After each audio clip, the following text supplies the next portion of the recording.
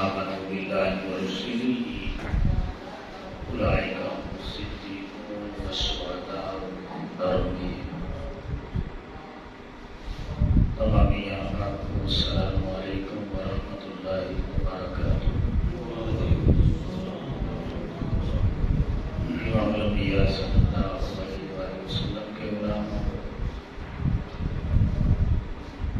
آج 21 رمضان المبارک ہے اور شہادت مولا کائنات مولا مرتضیٰ شیخ خدا کرم اللہ وجہہ الکریم 21 رمضان کو ہوتی ہے. تو اسی مناسبت سے آج ان کا ذکر پاک ہوگا اور کچھ بنیادی باتیں بھی ہوں گی. محمد الانبیاء صلی اللہ علیہ وآلہ وسلم کے غلاموں،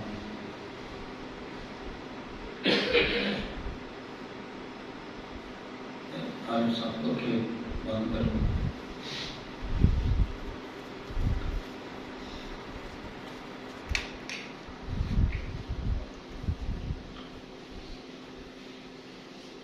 ہم جب بھی نماز پڑھتے ہیں تو ہر بندہ سورہ فاتحہ پڑھتا ہے اور سورہ فاتحہ پڑھنا واجب ہے.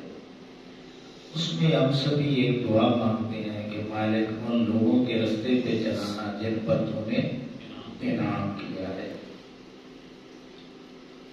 کبھی ہم نے سوچا ہے کہ ہم اللہ رب العزت سے منزل نہیں مانگتے کہ مولا منزل دے. ہم ایک دن میں 5 بار نماز پڑھ کے اور پھر ہر رکعت میں سورہ فاتحہ پڑھ کے یہ دعا مانگتے ہیں کہ مالک ہمیں ان لوگوں کا رستہ عطا فرما جن پر تیرا انعام ہوا.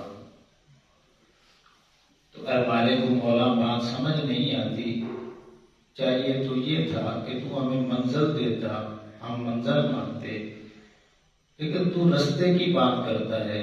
اللہ فرماتا ہے میرے بندے ان لوگوں کے رستے پر چل پڑنا جن پر میرا انعام ہوا ہے، منزل ملنے کی ضمانت ہے. ان لوگوں کے رستے پہ چل پڑنا ہی منزل ملنے کی ضمانت ہے. وہ کون سے طبقے ہیں؟ اللہ فرماتا ہے کہ من النبیین والصدیقین والشہداء والصالحین. ایک نبیوں کا گروہ ہے، ایک صدیقوں کا، ایک شہیدوں کا اور ایک صالحین کا. ان کے پیچھے چل کے ہمیں منزل مل سکتی ہے. اور مزید وضاحت اگر آپ کے سامنے رکھوں تو اب صرف امام الانبیاء صلی اللہ علیہ وآلہ وسلم کے پیچھے چل کے ہمیں منزل مل سکتی ہے. اور پھر صدیقوں کے پیچھے، شہیدوں کے اور صالحین کے پیچھے چل کے ہمیں منزل مل سکتی ہے. یہ صدیقوں کا، شہیدوں کا اور صالحین کا جو رستہ ہے وہ الگ کوئی رستہ نہیں ہے، بلکہ صدیق، شہید اور صالح بنتا ہی وہی ہے جو قیامت تک نبی کریم علیہ السلام کے رستے کے پیچھے چلتے رہیں گے اور چلاتے رہیں گے. اللہ اکبر. اب یہ ذہن میں رکھ لیں کہ نبوت یہ سب سے بڑا منصب ہے. یہ اتنا بڑا منصب ہے کہ جو نبی ہوتا ہے وہ صدیق بھی ہوتا ہے، وہ شہید بھی ہوتا ہے اور وہ صالح بھی ہوتا ہے. جو صالح ہوتا ہے نا، صالح مین نیک، یہ ضروری نہیں ہے کہ وہ شہید بھی ہو، وہ صدیق بھی ہو، وہ نبی بھی ہو، یہ کوئی ضروری نہیں. لیکن جو نبی ہوتا ہے وہ آٹومیٹیکلی اس کے پاس جو ہے وہ صدیقیت کا رتبہ بھی ہوتا ہے، شہادت کا رتبہ بھی ہوتا ہے اور صالحین کا رتبہ بھی ہر نبی کے پاس ہوتا ہے. اتنا بڑا یہ منصب ہے. اور اس کی دلیل کیا ہے؟ آپ سوچیں گے پہلی دفعہ شاید آپ نے بات سنی ہو، وہ قرآن کی آیت ہے. اللہ فرماتا ہے والذین آمنوا باللہ ورسولہ، اور وہ لوگ جو اللہ پر اور اس کے رسول صلی اللہ علیہ وسلم پر ایمان لے کر کے آئے، اولئک هم الصدیقون، یہی وہ لوگ ہیں جو صدیق ہیں، والشہداء یہی وہ لوگ ہیں جو شہید ہیں، عند ربہم اپنے رب کے پاس۔ تو جو ایمان اللہ پہ اور اللہ کے رسول صلی اللہ علیہ وسلم پہ لے آئے، تو اللہ فرماتا ہے وہ بھی صدیق ہے، وہ بھی شہید ہے۔ تو جن کی برکت سے ایمان کی دولت بڑھی ہے، وہ صدیق کیوں نہیں ہوں گے، وہ شہید کیوں نہیں ہوں گے؟ اللہ کو امام انبیاء صلی اللہ علیہ وسلم کے غلاموں کی شہادت جو ہے یہ اتنا بڑا منصب ہے کہ سب سے پہلے اس کائنات میں اللہ کے نبیوں نے شہادت کا رتبہ حاصل کیا ہے۔ اس کی گواہی قرآن میں موجود ہے کہ اللہ کے 70 نبی دعوت اللہ میں شہید کیے گئے۔ اب کیا ضرورت پڑی تھی ان کو، جب اس سے بھی اوپر والا رتبہ ہے تو پھر شہادت کیوں ضروری ہے؟ اس لیے ضروری ہے کہ وہ جانتے ہیں کہ نبوت کے بعد جو بڑی بڑی سیٹیں ہیں، صدیقیت کی، شہادت کی اور صالحیت کی، یہ اللہ بھی چاہتا ہے کہ میرے نبی بھی ہوں تو یہ عظمتیں، یہ شانیں اگرچہ ان کو میں نے دے دی ہیں، امتوں میں طلب پیدا کرنے کے لیے یہ بھی مجھ سے مانگا کریں۔ اب صحیح حدیث مبارکہ میں موجود ہے کہ آقا کریم علیہ السلام نے ایک دفعہ ارشاد فرمایا لوددت انی اقتل فی سبیل اللہ ثم احیا ثم اقتل ثم احیا ثم اقتل ثم احیا ثم اقتل ثم احیا ثم اقتل، 4 بار فرمایا کہ اے میری امت، میری خواہش ہے کہ میں اللہ کی راہ میں مارا جاؤں، پھر زندہ کیا جاؤں، پھر مارا جاؤں، پھر زندہ کیا جاؤں، پھر مارا جاؤں، پھر زندہ کیا جاؤں، پھر مارا جاؤں، پھر زندہ کیا جاؤں۔ اندازہ لگائیں کتنی خواہش ہے، طلب ہے شہادت کی، صرف امت میں شہادت کا جذبہ پیدا کرنے کے لیے۔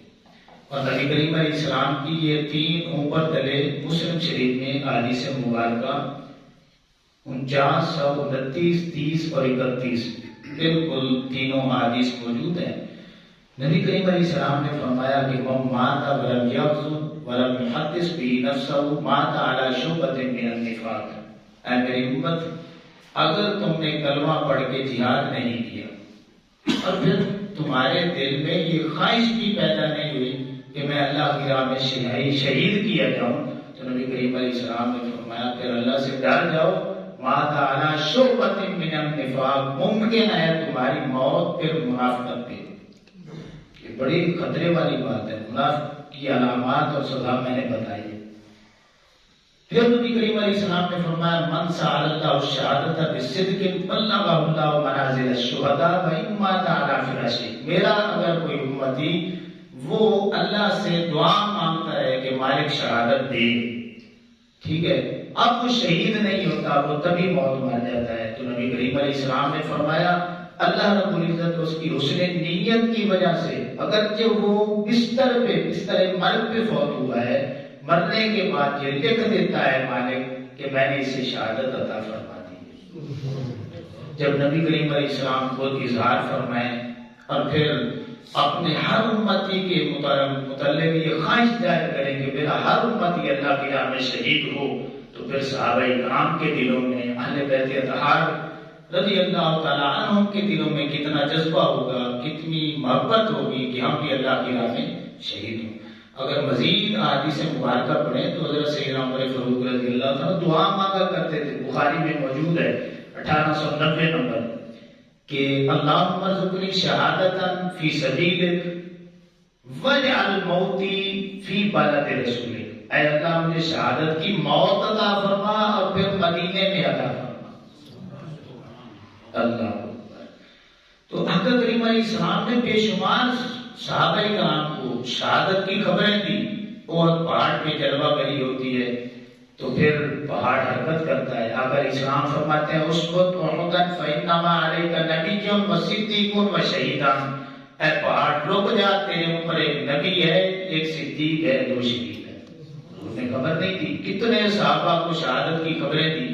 اب آئے مولا مرتضیٰ شیر خدا کرم اللہ تعالیٰ وجہ الکریم کی شہادت کے حوالے سے کہ ایک دفعہ سخت بیمار ہو جاتے ہیں، بیماری بڑی سخت حملہ کرتی ہے، نکاحت اور کمزوری کا غلبہ ہوتا ہے، اب تمام اہل قرابت جو ہیں وہ ملنے کے لیے آتے ہیں، بیمار پرسی کرتے ہیں۔ اب مولا مرتضیٰ شیر خدا کرم اللہ وجہ الکریم آپ فرماتے ہیں کہ مجھے لگتا ہے میرے جانے کا وقت آ گیا۔ آقا کریم علیہ السلام تک بات پہنچتی ہے تو نبی کریم علیہ السلام بھی عیادت کے لیے تشریف لاتے ہیں، گفتگو ہوتی ہے۔ اب مولا کائنات مولا مرتضیٰ شیر خدا کرم اللہ وجہ الکریم عرضی پیش کرتے ہیں، یا رسول اللہ صلی اللہ علیہ وسلم، مجھے ایسے لگتا ہے کہ اب بس وہ وقت قریب ہے، میں نے اپنے رب کے پاس چلے جانا۔ جب یہ بات کرتے ہیں آقا کریم علیہ السلام فرماتے ہیں، علی ابھی تک تمہیں دنیا سے نہیں جانا، جب تک کہ تیرے سر کا جو خون ہے نا اس خون سے تیری داڑھی رنگی نہیں جائے گی، اس وقت تو دنیا سے نہیں جا سکتا۔ اب مولا کائنات مولا مرتضیٰ شیر خدا کرم اللہ وجہ الکریم آپ فرماتے ہیں، اللہ کی عزت کی قسم ہے میں نے جنگوں میں شرکت کی، سخت حالات دیکھے، موت میرے سامنے ہوتی تھی، مجھے یقین ہوتا تھا کہ مجھ پہ موت نہیں آ سکتی جب تک میرے سر میں زخم نہ ہو اور اس خون کی وجہ سے میری داڑھی رنگی نہ جائے، اس وقت تک موت کا فرشتہ بھی میرے نزدیک نہیں آ سکتا۔ اللہ، اس حد تک یقین ہو گیا تھا۔ آقا کریم علیہ السلام نے ایک دفعہ پوچھا، من اشکل الاولین، اے علی بتاؤ پہلی امتوں میں بدبخت ترین انسان کون گزرا ہے؟ آپ فرماتے ہیں کہ میں نے عرضی پیش کی، یا رسول اللہ صلی اللہ علیہ وسلم، الذی عقل ما کرا، جس نے صالح علیہ السلام کی اونٹنی کو ذبح کیا۔ پھر حضور نے پوچھا کہ من اشکل آخرین، اے علی بتاؤ کہ میری امت میں بدبخت ترین انسان کون ہوگا؟ تو میں نے عرضی پیش کی، یا رسول اللہ صلی اللہ علیہ وسلم اس کا تو مجھے علم نہیں ہے۔ تو آقا کریم علیہ السلام نے فرمایا، الذی یدرکک، اے علی جو تجھے شہید کرے گا میری امت کا بدبخت ترین انسان ہوگا، بدبخت ترین۔ اللہ اکبر۔ اب امام الانبیاء صلی اللہ علیہ وسلم کے غلام، آپ کو پتا ہوگا کہ 3 جنگیں ہوتی ہیں، جنگ جبل، جنگ صفین، جنگ نہروان۔ حضرت علی مرتضیٰ شیر خدا کرم اللہ وجہ کے زمانہ مبارک میں خارجی جو ہے نا، خارجی وہ مشورہ کرتے ہیں کہ یہ جب سے مولا مرتضیٰ شیر خدا کرم اللہ وجہ الکریم آپ خلیفہ بنے ہیں، جنگیں ہی جنگیں ہیں، جنگیں ہی جنگیں ہیں، تو اب ایسا کریں کہ جو ان جنگوں کے موجب ہیں نا ان کو اب ختم کریں۔